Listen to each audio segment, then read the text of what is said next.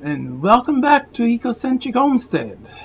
We are getting ready for the growing season of 2022, and this is my official Shed Wars entry video. I got my demon juice replenished, complete with a new tracking chip. Some things in homesteading you need to take preventative measures. You don't really have the time to be down sick. So I got the seeds that Mr. John at Will It Grow sent out. 5 packets this year. Plus, he sent us some stickers. This is an accomplishment. It's a photo printed actually. My father went hunting every year for the moose or caribou. Fish and Wildlife, they put out bins close by their offices. They wanted you to take the jawbone and put it in there. So you take the jawbone from the animal you got and put your tag on it, throw it in the bin. Sometime later, you get in the mail a cloth accomplishment sticker. It says Successful Hunter, a picture of the animal and the year. So, Successful Hunter 2022 sort of a deal. So this is the same idea. It says Shed Warrior Level 2, Shed Wars down on the bottom. I'll have to get a frame to put this in, and each year you'll get bigger and bigger frames, and you'll have your accomplishment logos, eh? This is his sticker. Will it grow? Did Trey do this one for you, John? Trey at Trey Designs. Down in the bottom, it says YouTube in the soil. So I'm going to have a notepad this year to go around so I can easily write down my notes and thoughts as I'm doing my walkabouts. I'll put the sticker on here.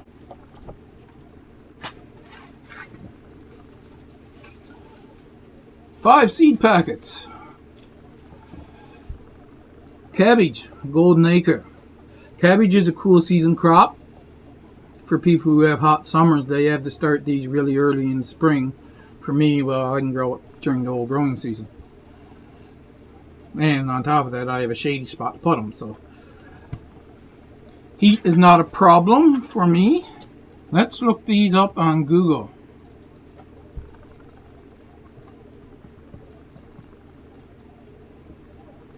As you can see, I've been looking them up already. Incredible Seeds is my one of my favorite go-tos for heirloom seed, if I can get them there. Golden Acre cabbage seeds. They are 65 days to maturity. They are an heirloom cabbage seed from 1928. 3 to 4 pounds each. Now, with respect to this 65 days, this is a Excel file I got made up. And I can put in the number of days, and it tells me how much heat I need to grow this plant. Let's find our cabbage. See, cabbage.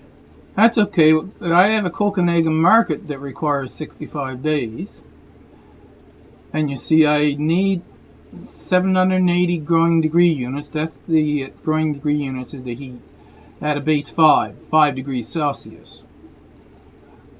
Back in 2019, on my sunny plot, my accumulated growing degree units was 1490. So way above what I need to grow the cabbage. We will be growing these this year. I haven't been that successful at cabbage, but I'm going to change up my techniques and see what we can do. That I'll be talking about in another video.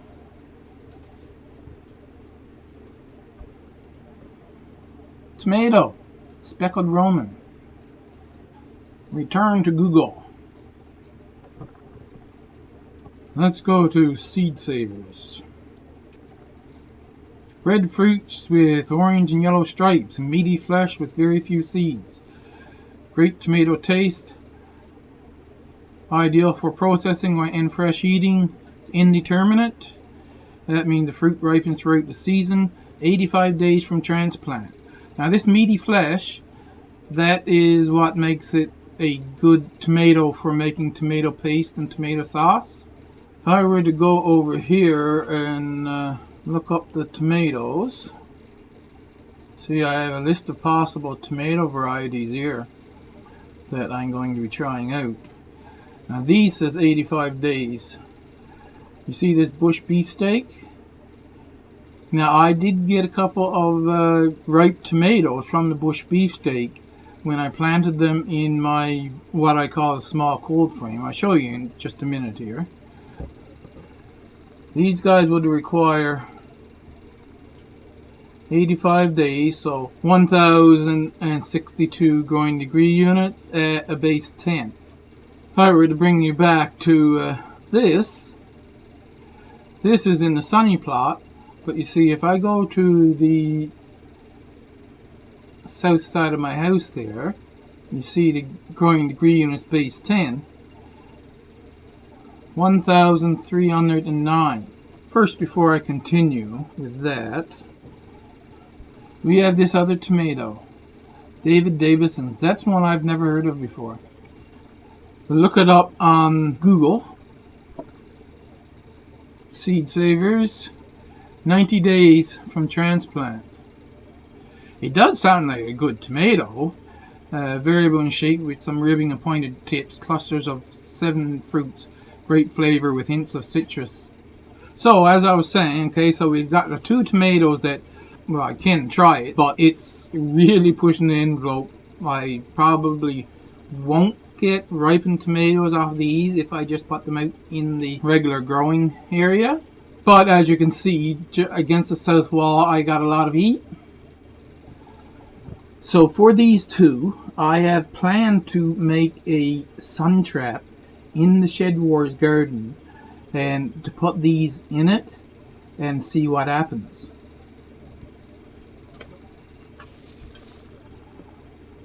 Hot Portugal. Last year we got the Hot Portugal mild pepper, so I assume it's a little less hot than this one. They were hot. See, it's an heirloom from 1935. 65 to 75 days. So in my list of possible pepper varieties, they're all hot peppers except for California Wonder. And I just got that one in there because I kind of really want to grow a sweet pepper. And I have a chocolate pepper. That's the 2 sweet peppers I'm trying to grow. Right now, the only ones that I'm thinking I could actually plant in the ground outside are hot peppers. And this Hot Portugal pepper is one of them, 65 to 75 days. So it needs 812 growing degree units at a base 10. However, peppers are perennials. If you don't get frost in your winters, you can just cut these back. And if you're in tropical area, you can just let them grow year round. If you grow these in pots, you can take them inside in the winter. You can dig them up as well. You plant them in your garden and then dig them up in the fall, put them in a pot and bring them in somewhere where it's going to be frost free. Then when the warm weather comes again, you just put them back out.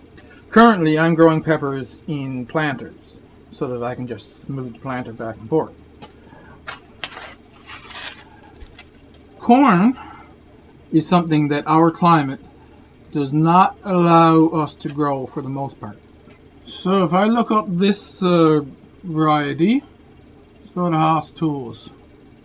I ignore their planting instructions because, like I said, my climate won't allow what they say to do, so I've got to do my own thing. 75 days to maturity. And this is a hot season crop, as I said.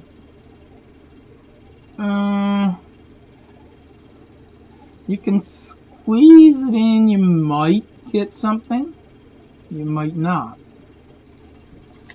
But if you're growing in your backyard garden, see, growing these, the suggestion is you want to grow a lot of corn, so you put out a big block of corn and they're wind pollinated. But you can hand pollinate these. Just brush a like a feather duster over the top and get the pollen, and then brush the feather duster over the silk, and you've transferred the pollen from the male pollen down to the silk to grow your ear of corn. You can grow these in planters. So I can have them started in a planter in the sunroom, and then when the warm weather comes, just move them outside. And when I do my walk around, just brush the pollen from the male portion down to the silks. In theory, I could get some corn. Not a lot, but we shall see. This is, after all, an home gardener community. It's not for getting masses of amounts where you would go out and you plant 1,000 plants and let nature do their thing. This is my land, what's outlined here in the white. And what you see here, that's all trees.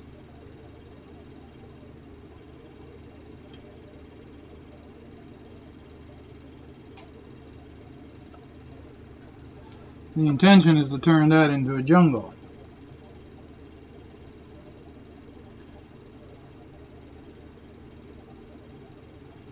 This back here is part of a huge bog. I may or may not ever do anything with that. Depends on how long I live, I guess. Where we are, the garden that we're actually tending to, is this area down here, which is half an acre.